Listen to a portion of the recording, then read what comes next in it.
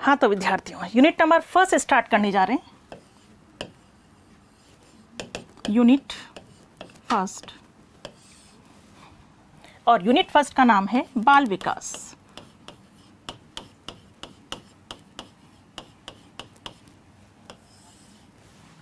English में क्या कहते हैं? Child development.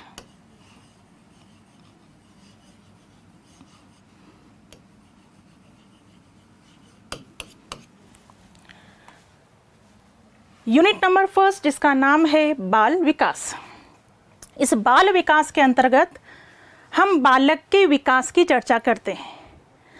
तो जिस शाखा के अंतर्गत मानव के विकास की चर्चा की जाती है उसे हम क्या कहते हैं? बाल विकास।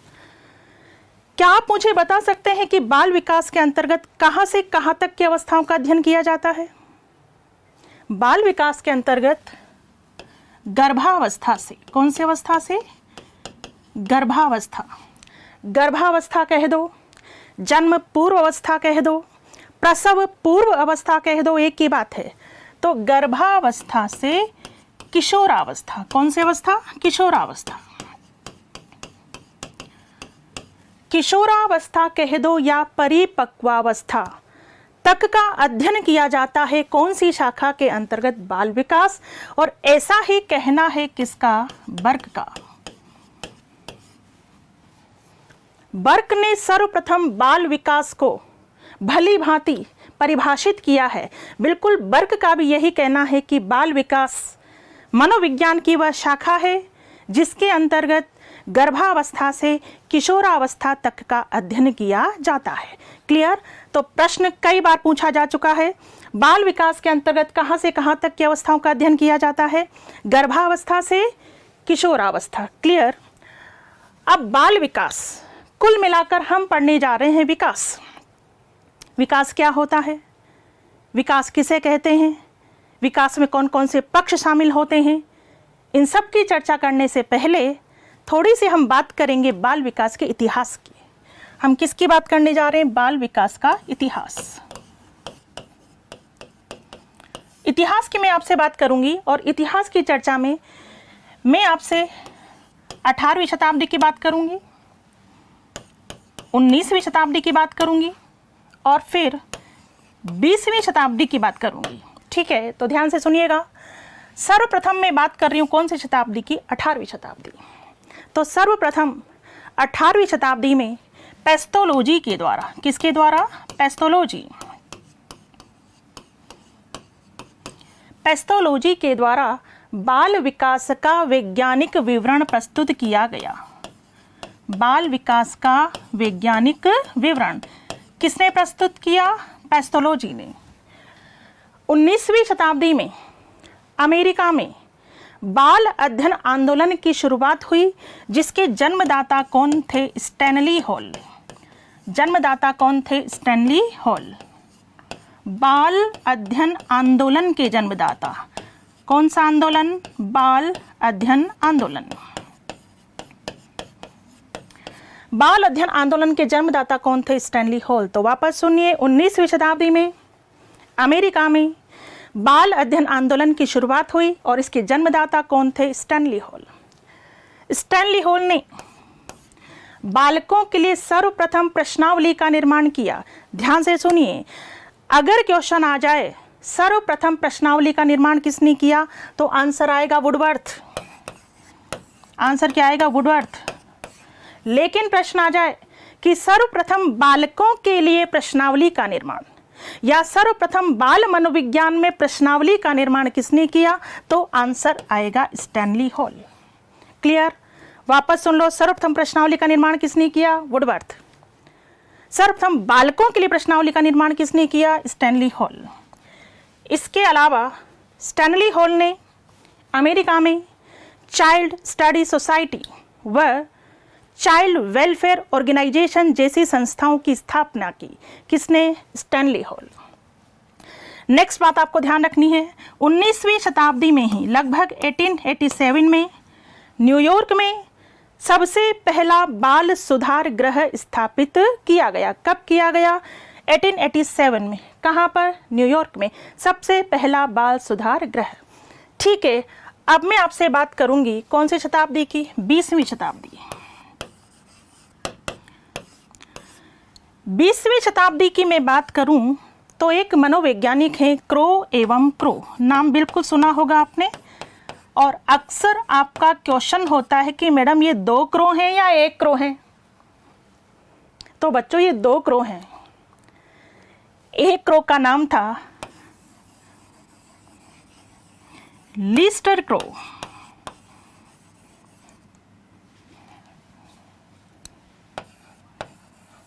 और एक क्रो का नाम था एलिस क्रो। तो कंफ्यूज नहीं होना है, क्रो एवं क्रो 2 व्यक्ति लेकिन हमेशा एक साथ लिखे हुए आते हैं। तो 20वीं शताब्दी में क्रो एवं क्रो ने एक परिभाषा दी कि 20वीं शताब्दी बच्चे की शताब्दी है। किसने कहा? क्रो एवं क्रो, कि 20वीं शताब्दी बच्चे की शताब्दी है।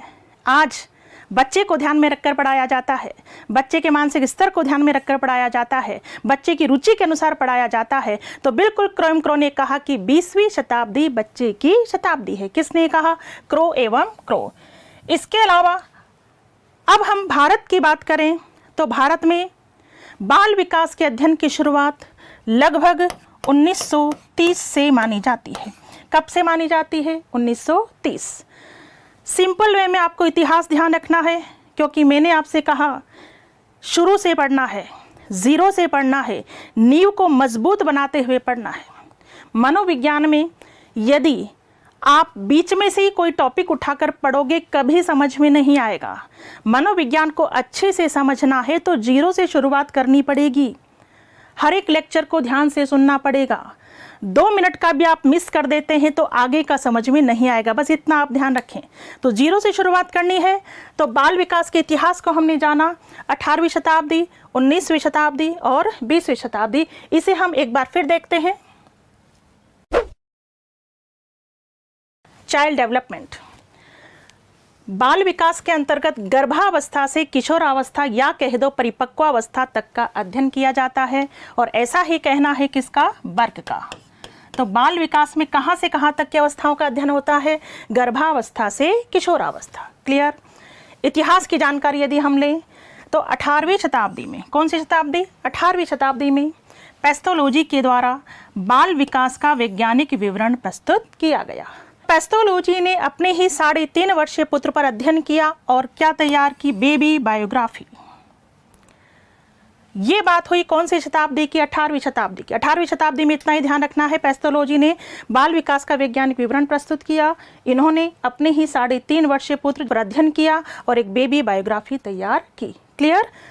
अब आ जाइए कौन सी शताब्दी पर? 19वीं शताब्दी। 19वीं शताब्दी की अब हम बात करेंगे, देखिएगा इधर। ठीक है, 19वीं शताब्दी। 19वीं शताब्दी में किसने? Stanley hall. 19वीं शताब्दी में स्टैनली हॉल ने अमेरिका में बाल अध्ययन आंदोलन की शुरुआत की। तो बाल अध्ययन आंदोलन के जनक कौन है? Stanley hall. जन्मदाता कौन है? Stanley hall. स्टैनली हॉल ने बाल मनोविज्ञान के लिए किसका निर्माण किया? प्रश्नावली का। स्टैनली हॉल ने अमेरिका में चाइल्ड स्टडी सोसाइटी व चाइल्ड वेलफेयर ऑर्गेनाइजेशन जैसी संस्थाओं की स्थापना की। स्टैनली हॉल ने बाल विकास की सभी अवस्थाओं का क्रमबद्ध अध्ययन किया, इसीलिए स्टैनली हॉल को बाल मनोविज्ञान का जनक माना जाता है। तो बाल मनोविज्ञान के जनक भी कौन है? Stanley hall. चूंकि स्टैनली हॉल ने बाल विकास की सभी अवस्थाओं का अध्ययन क्रमबद्ध तरीके से किया, इसीलिए बाल मनोविज्ञान के जनक कौन माने जाते हैं? Stanley hall. 19वीं शताब्दी में ही यानी 1887 में न्यूयॉर्क में सबसे पहला बाल सुधार गृह स्थापित किया गया। ठीक है, ये बात हुई कौन सी शताब्दी की? 19वीं। अब हम बात कर रहे हैं कौन सी शताब्दी की? 20वीं शताब्दी। 20वीं शताब्दी में क्रो ने कहा कि 20वीं शताब्दी बच्चे की शताब्दी है। किसने कहा? क्रो एवं क्रो। भारत में बाल विकास के अध्ययन की शुरुआत कब हुई? 1930। बात समझ में आ गई होगी। ये जस्ट हमने इतिहास की चर्चा की है। तो इतिहास की चर्चा करते हुए अब सिंपल मैं आपसे वर्बल क्वेश्चन पूछूंगी, आप वहीं पर जहां भी आप बैठे हैं वहीं पर बैठे बैठे आप मुझे अपने प्रश्नों का जवाब देना, ठीक है? रेडी आप? तैयार? तो बताइए, बाल विकास के अंतर्गत कहां से कहां तक की अवस्थाओं का अध्ययन किया जाता है? यस, गर्भावस्था से किशोरावस्था। और ये परिभाषा किसने दी थी? बर्क ने। तो बाल विकास कौन सी शाखा है जिसके अंतर्गत मानव के विकास का अध्ययन किया जाता है? बताइए, सबसे पहले बाल विकास का वैज्ञानिक विवरण किसने प्रस्तुत किया? वैज्ञानिक विवरण पैथोलॉजी। अपने ही 3.5 वर्षीय पुत्र पर अध्ययन किसने किया? पैथोलॉजी। बेबी बायोग्राफी तैयार किसने की? पैथोलॉजी। कौन सी शताब्दी में? 18वीं। बाल अध्ययन आंदोलन की शुरुआत कहां हुई? अमेरिका में। बाल अध्ययन आंदोलन के जन्मदाता कौन थे? Stanley hall. बालकों के लिए प्रश्नावली का निर्माण किसने किया? Stanley hall. Child study society और चाइल्ड वेलफेयर ऑर्गेनाइजेशन जैसी संस्थाओं की स्थापना किसने की? Stanley hall. सबसे पहला बाल सुधार गृह कब बना? 1887 में। कहां पर बना? न्यूयॉर्क में। भारत में बाल विकास के अध्ययन की शुरुआत लगभग कब से मानी जाती है? 1930। ठीक है, तो ये था बाल विकास का इतिहास। और अब मैं आपसे बात करने वाली हूं अभिवृद्धि एवं विकास की। तो देखिएगा,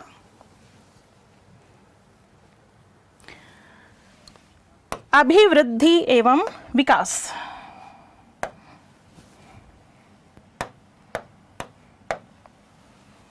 किसे हम अभिवृद्धि कहते हैं और किसे विकास? तो सुनिए ध्यान से।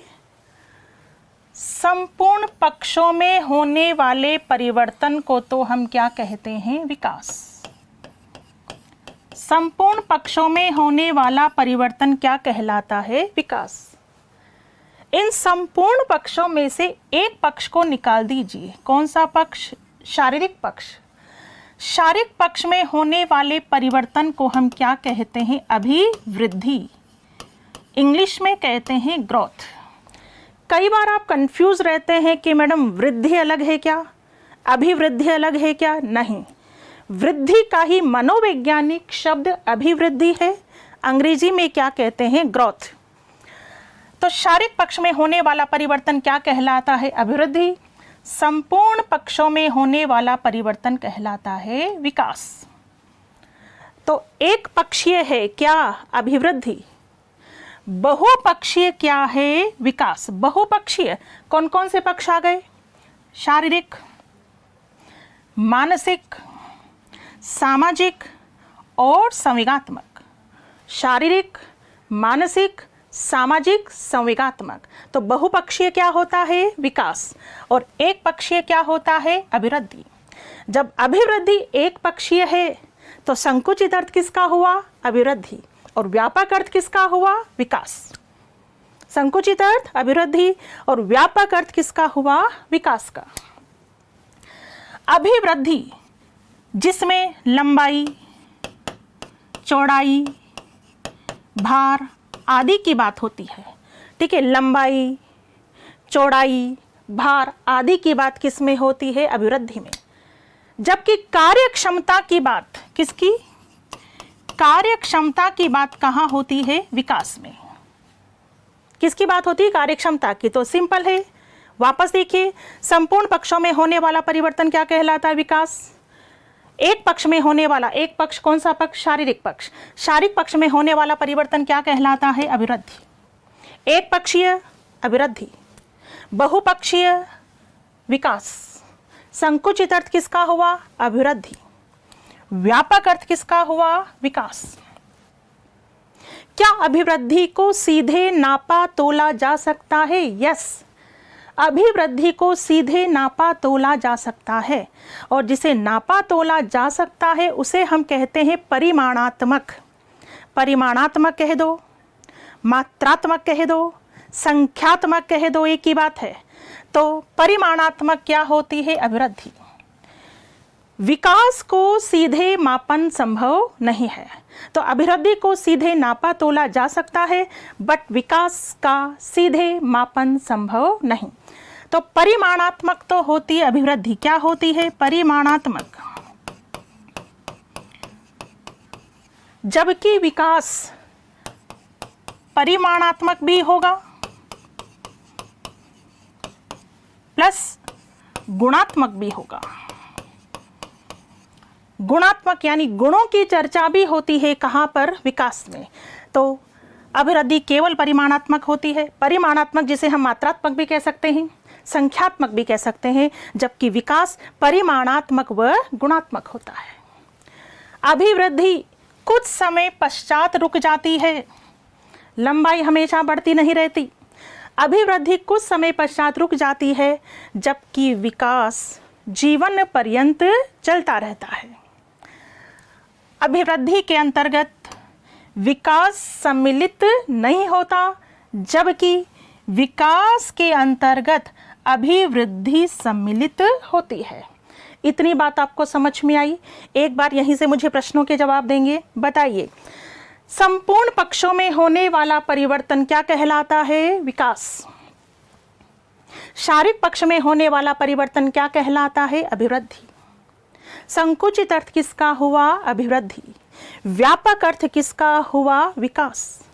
एक पक्षीय किसे कहेंगे? अभिवृद्धि। बहुपक्षीय किसे कहेंगे? विकास। सीधे नापा तोला जा सकता है? अभिवृद्धि। सीधे मापन संभव नहीं, किसका? विकास। परिमाणात्मक होती है क्या? अभिवृद्धि। परिमाणात्मक और गुणात्मक क्या होगा? विकास। अभिवृद्धि कुछ समय पश्चात रुक जाती है, जबकि विकास जीवन पर्यंत चलता रहता है। अभिवृद्धि के अंतर्गत विकास सम्मिलित नहीं होता, जबकि विकास के अंतर्गत अभिवृद्धि सम्मिलित होती है। इतनी चर्चा आपको समझ में आ गई होगी। तो चार पक्ष होते हैं। ये शारीरिक पक्ष आपको दिख रहा है। शारीरिक पक्ष लंबाई बढ़ रही है, चौड़ाई बढ़ रही है।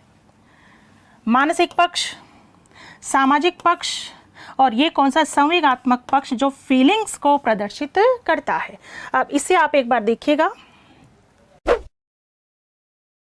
आपने पूरी चर्चा को समझ लिया है। अब एक बार ऐसा कैसा आप ग्रहण कर लीजिए। अभिवृद्धि विकास में अंतर। अभिवृद्धि केवल शारीरिक पक्ष में होने वाला परिवर्तन, विकास संपूर्ण पक्षों में होने वाला परिवर्तन। अभिवृद्धि का संबंध किससे होता है? लंबाई, चौड़ाई व भार में वृद्धि से संबंध, जबकि विकास का संबंध कार्यक्षमता से होता है। किससे होता है? कार्यक्षमता से। अभिवृद्धि का अर्थ कैसा होता है? संकुचित, जबकि विकास का अर्थ कैसा होता है? व्यापक। अभिवृद्धि एक पक्षीय होती है, जबकि विकास बहुपक्षीय होता है। अभिवृद्धि का स्वरूप बाह्य होता है, जबकि विकास का स्वरूप बाह्य व आंतरिक होता है। अभिवृद्धि कुछ समय पश्चात रुक जाती है, जबकि विकास जीवन पर्यंत चलता रहता है। अभिवृद्धि का संबंध केवल आकार बढ़ने से होता है। लंबाई बढ़ रही, केवल आकार बढ़ने से होता है। विकास का संबंध संपूर्ण परिवर्तनों से होता है। अभिवृद्धि को सीधे नापा तोला जा सकता है, जबकि विकास का सीधे मापन संभव नहीं है।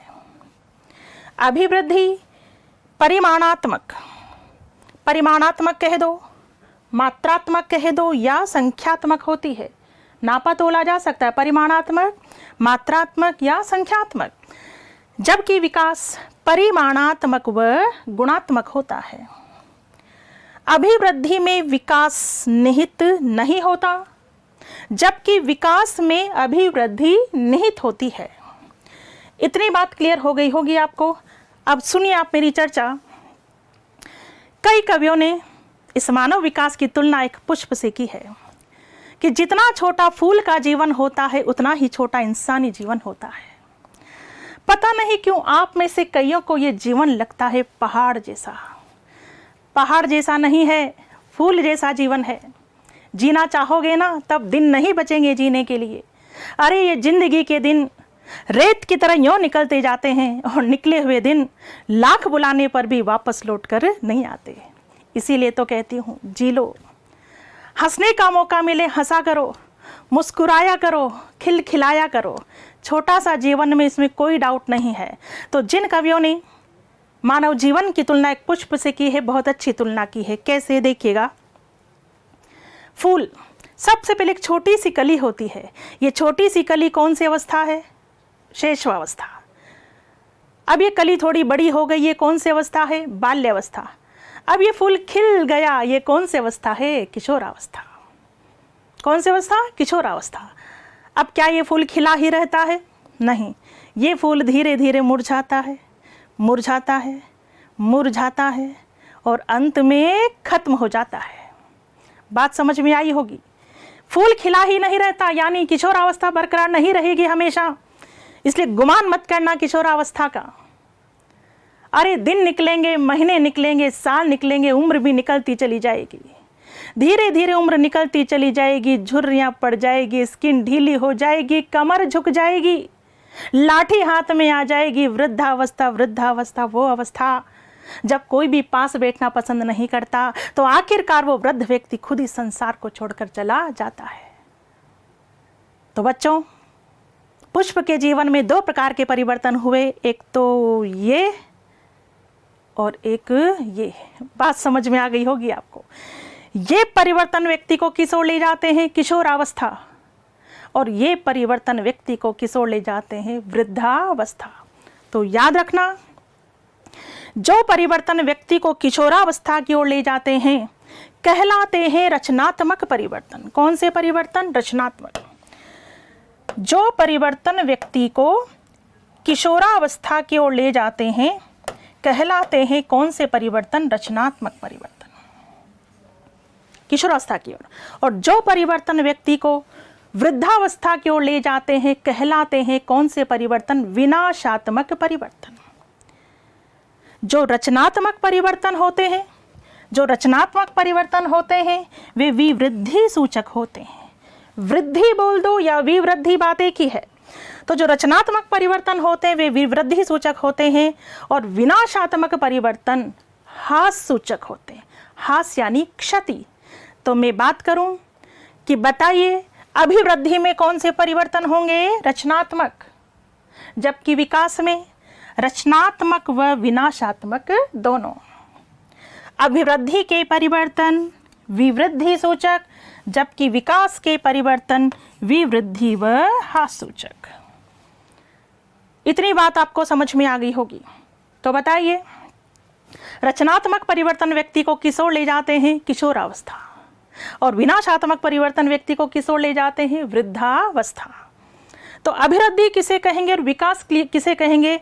मुझे लगता है ये बात आपको बहुत अच्छे से क्लियर हो गई होगी। तो एक बार वर्बल तरीके से मेरे प्रश्नों का जवाब देते चले जाएं।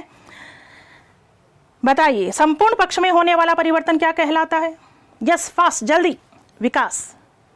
शारीरिक पक्ष में होने वाला परिवर्तन क्या कहलाता है? अभिवृद्धि। एक पक्षीय अभिवृद्धि, बहुपक्षीय विकास, संकुचित अर्थ अभिवृद्धि, व्यापक अर्थ विकास, बाह्य स्वरूप अभिवृद्धि, बाह्य व आंतरिक स्वरूप विकास, सीधे नापा तोला जा सकता है अभिवृद्धि, सीधे मापन संभव नहीं विकास, परिमाणात्मक अभिवृद्धि, परिमाणात्मक व गुणात्मक विकास, रचनात्मक परिवर्तन अभिवृद्धि, रचनात्मक व विनाशात्मक परिवर्तन विकास, विवृद्धि सूचक अभिवृद्धि, विवृद्धि व हास सूचक विकास। इतनी चर्चा क्लियर है? इतनी चर्चा पर से एग्जाम में ढेरों प्रश्न पूछे जा चुके हैं। नहीं है विश्वास आपको? ठीक है, अभी बता देती हूं मैं कि किस किस तरह से एग्जाम्स में यहां से प्रश्न पूछे गए हैं। हर एक वार्ता इंपॉर्टेंट होती है मनोविज्ञान में, हर एक वार्ता से संबंधित प्रश्न उठकर आते हैं। तो अभी मैं आपको बताती हूं कि मात्र इतनी सी बात पर कितने सारे क्वेश्चंस एग्जाम में पूछे जा चुके हैं। तो देखिए, हम चलते हैं क्वेश्चंस की ओर। पहला क्वेश्चन है, मानव विकास को क्षेत्रों में विभाजित किया जाता है। यानी मानव विकास को कौन कौन से क्षेत्रों में विभाजित किया जाता है, और ये क्वेश्चन पूछा गया था सीटेट 2012 में। तो कौन कौन से क्षेत्र होते हैं मानव विकास के, देखिएगा इधर, शारीरिक, संज्ञानात्मक, संवेगात्मक और सामाजिक। जैसा कि अभी हमने चर्चा की थी, मैंने 4 पक्ष आपको बताए थे, शारीरिक, मानसिक, याद रखना मानसिक कह दो या संज्ञानात्मक, संज्ञानात्मक को हम और क्या कहते हैं, मानसिक।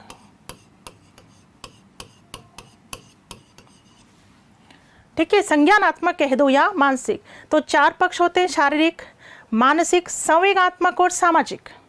यही करेक्ट आंसर है। नंबर 2 में देखिए, संवेगात्मक, संज्ञानात्मक, आध्यात्मिक। आध्यात्मिक की चर्चा नहीं की गई थी। मनोवैज्ञानिक, संज्ञानात्मक, मनोवैज्ञानिक की चर्चा चारों मुख्य पक्षों में नहीं है। शारीरिक, आध्यात्मिक, आध्यात्मिक की चर्चा मुख्य पक्षों में नहीं है। तो मुख्य पक्ष शारीरिक, मानसिक कह दो या संज्ञानात्मक, संवेगात्मक और सामाजिक। अब यहाँ जो ध्यान देने योग्य बात वो है, अगर आपसे पूछ लिया जाए कि इन पक्षों का उचित क्रम क्या होता है, तो उचित क्रम शारीरिक, मानसिक, संवेगात्मक और सामाजिक, या उचित क्रम हो सकता है शारीरिक, मानसिक, सामाजिक और संवेगात्मक। ध्यान से सुनना, ये जो संवेगात्मक और सामाजिक विकास है, ये दोनों साथ साथ चलते हैं। और ऐसा ही कहना था क्रो एवं क्रो का, कि सामाजिक व संवेगात्मक विकास साथ साथ चलते हैं। इसलिए संवेगात्मक भी पहले आ सकता है और सामाजिक भी पहले आ सकता है। दोनों स्थिति बिल्कुल सही है। तो बिल्कुल यहाँ करेक्ट आंसर है शारीरिक, संज्ञानात्मक, संवेगात्मक व सामाजिक। नेक्स्ट क्वेश्चन देखिए, विकास कैसा परिवर्तन है, और ये प्रश्न पूछा गया है, आरटेट में भी पूछा गया है, बीटेट में भी पूछा गया है। विकास कैसा परिवर्तन है, गुणात्मक, रचनात्मक, गणनात्मक, नकारात्मक। तो नीचे से चलते हैं। नकारात्मक बिल्कुल नहीं, इसकी चर्चा नहीं हुई थी। गणनात्मक, गणनात्मक को हम परिमाणात्मक भी कहते हैं, और परिमाणात्मक अभिवृद्धि होती है न कि विकास, तो ये भी रॉन्ग है।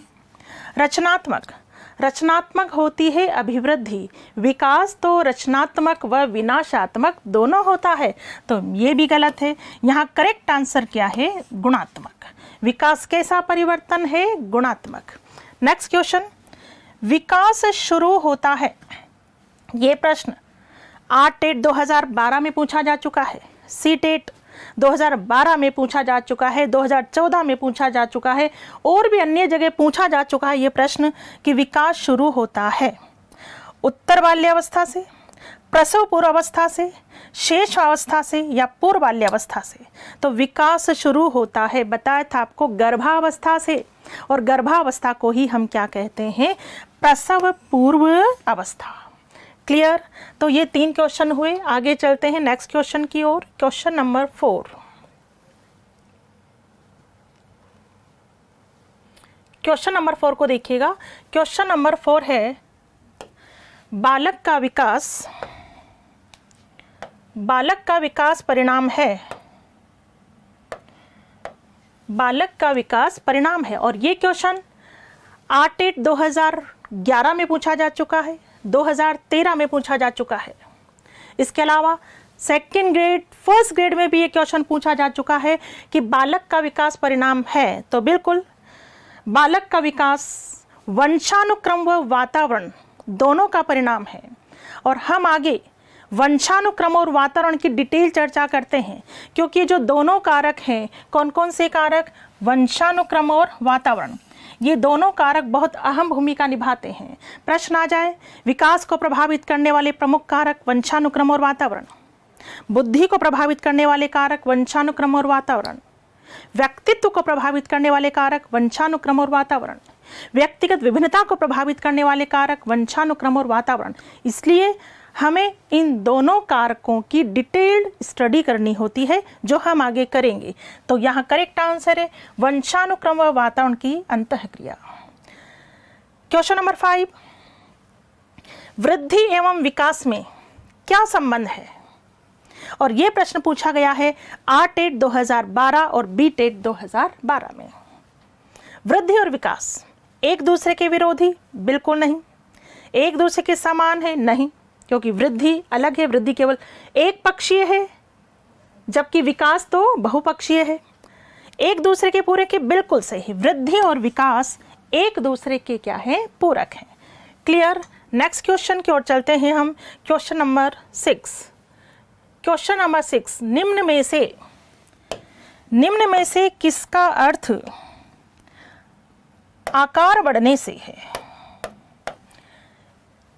निम्न में से किसका अर्थ आकार बढ़ने से है? और ये क्वेश्चन 2nd ग्रेड संस्कृत भर्ती में पूछा गया है। संस्कृत शिक्षक भर्ती में किसका अर्थ आकार बढ़ने से है? Very simple question. आकार बढ़ने से किसका संबंध है? अभिवृद्धि का। नेक्स्ट है, निम्न में से कौन सा कथन विकास के संबंध में सही नहीं है? ऐसे क्वेश्चंस पर आप थोड़ा ध्यान दें, बहुत पूछे जाते हैं ऐसे क्वेश्चन। कौन सा कथन सही है, कौन सा कथन सही नहीं है? और ये प्रश्न पूछा गया है 8 2012 में। कौन सा कथन सही नहीं है? तो देखिएगा इधर, पहला कथन है, विकास प्रतिमानों की कुछ निश्चित विशेषताओं की भविष्यवाणी की जा सकती है। बिल्कुल, विकास के नियमों में आप पढ़ेंगे कि विकास के अंतर्गत बालक के बारे में भविष्यवाणी की जा सकती है कि ये बच्चा डॉक्टर बन सकता है, ये बच्चा इंजीनियर बन सकता है, ये बच्चा चित्रकार बन सकता है, भविष्यवाणी की जा सकती। तो ये कथन तो बिल्कुल सही है। पूछा क्या गया है? सही नहीं है, तो ये कथन तो बिल्कुल सही है। दूसरा है, विकास का उद्देश्य वंशानुगत क्षमता का विकास करना है। ये भी सही है। विकास के विभिन्न क्षेत्रों में संभाव्य खतरे नहीं होते हैं। ये कथन गलत है, क्योंकि सभी क्षेत्रों के अपने अपने खतरे होते हैं। विकास की कोई भी अवस्था खतरों से मुक्त नहीं है। अरे, गर्भावस्था के अपने खतरे होते हैं। गर्भावस्था में माँ को कई बातों का ध्यान रखना होता है। शेषावस्था के अपने खतरे होते हैं, बाल्यावस्था के अपने खतरे होते हैं, और किशोरावस्था के अपने खतरे होते हैं। कोई भी अवस्था खतरों से मुक्त नहीं है। तो यहाँ तो कथन है कि विकास के विभिन्न क्षेत्रों में संभाव्य खतरे नहीं होते। गलत, क्योंकि खतरे होते हैं। तो गलत कथन कौन सा निकला? ये वाला। नंबर 4 भी पढ़ लीजिए एक बार। प्रारंभिक विकास बाद की विकास की अपेक्षा अधिक महत्वपूर्ण होता है। ये तो बिल्कुल सही है। प्रारंभिक विकास बहुत ज़्यादा महत्वपूर्ण है, क्योंकि प्रारंभिक वर्षों में ही बच्चे को सिखाने की ज़रूरत होती है। प्रारंभिक वर्षों में ही हम अपनी अंगुली पकड़ाकर बच्चे को चलना सिखाते हैं। बाद में तो हम अपनी उंगली छोड़ देते, बच्चा खुद चलना सीख जाता है। तो प्रारंभिक विकास अधिक महत्वपूर्ण होता है। ये सही है। तो प्रश्न था कौन सा सही नहीं है? तो सही कौन सा नहीं है? नंबर 3, कि विकास के विभिन्न क्षेत्रों में संभाव्य खतरे नहीं होते। ये सही नहीं है। क्लियर। नेक्स्ट क्वेश्चन की ओर हम बढ़ेंगे। Question number 8। क्वेश्चन नंबर 8 में देखिए, वृद्धि के बारे में। किसके बारे में? वृद्धि के बारे में क्या सही नहीं है? क्या सही नहीं है? अभिवृद्धि शारीरिक होती है, ये तो सही है। अभिवृद्धि मात्रात्मक होती है, ये भी सही है, जस्ट अभी पढ़ा है हमने। अभिवृद्धि मापनीय होती है, ये भी बिल्कुल सही है। अभिवृद्धि जीवन पर्यंत चलने वाली प्रक्रिया है, बिल्कुल गलत। जीवन पर्यंत तो विकास चलता है, अभिवृद्धि नहीं। तो ये कथन सही नहीं है। इसलिए आंसर आ जाएगा नंबर 4, कि अभिवृद्धि जीवन पर्यंत चलने वाली प्रक्रिया है। ये सही नहीं है। नेक्स्ट क्वेश्चन, बाल अध्ययन का पिता किसे कहा जाता है? और ये प्रश्न पूछा जा चुका है ग्रेड 3 में 2013 में। बाल अध्ययन का पिता, अभी हमने पढ़ा था कि अमेरिका में बाल अध्ययन आंदोलन की शुरुआत हुई थी। जन्मदाता कौन थे? Stanley hall. ठीक है, जन्मदाता कौन? Stanley hall. बाल मनोविज्ञान का पिता भी किसे माना जाता है? Stanley hall. और बाल अध्ययन का पिता भी किसे कहा गया है? Stanley hall. क्वेश्चन नंबर 10, बाल विकास का सही क्रम है। और ये प्रश्न बना है ग्रेड 3 2012 में। बाल विकास का सही क्रम देखिए, प्रौढ़ावस्था, किशोरावस्था, बाल्यावस्था नहीं, पूर्व किशोरावस्था, मध्य किशोरावस्था, उत्तर किशोरावस्था नहीं। बाल विकास का सही क्रम क्या होता है? शैशवावस्था, बाल्यावस्था, और कौन सी अवस्था? किशोरावस्था। ठीक है। बाल्यावस्था को भी 2 भागों में बांटा गया है, पूर्व बाल्यावस्था और उत्तर बाल्यावस्था। इसी तरह किशोरावस्था को भी 2 भागों में बांटा है, पूर्व किशोरावस्था और उत्तर किशोरावस्था। ठीक है, तो देखिए यहाँ प्रौढ़ावस्था पहले आएगी, गलत। पूर्व किशोरावस्था मध्य किशोरावस्था नहीं होती भाई, ये मध्य किशोरावस्था होती ही नहीं है, पूर्व के बाद उत्तर किशोरावस्था होती, इसलिए ये कथन भी सही नहीं है। बाल्यावस्था, किशोरावस्था, प्रौढ़ावस्था, सही जाएगा ये वाला, क्योंकि क्रम होता है शेषावस्था, बाल्यावस्था, किशोरावस्था, किशोरावस्था के बाद क्या आती है, प्रौढ़ावस्था। इसलिए यहाँ पर सही क्रम कौन सा है, नंबर 3, बाल्यावस्था, किशोरावस्था और प्रौढ़ावस्था। चलिए नेक्स्ट क्वेश्चन की ओर चलते हैं। क्वेश्चन नंबर 11, 20वीं शताब्दी को बालक की शताब्दी किसने कहा? अभी मैंने पढ़ाया था कि 20वीं शताब्दी बच्चे की शताब्दी है, किसने कहा? क्रो एवं क्रो। नेक्स्ट क्वेश्चन, मात्रात्मक व्यक्तिगत क्षमता रूपी प्रक्रिया को कहा जाता है? प्रश्न पूछा गया है रीट 2018 में। मात्रात्मक, मात्रात्मक कह दो, संख्यात्मक कह दो, परिमाणात्मक कह दो, क्या होती है? अभिवृद्धि, या कह दो वृद्धि। Simple question.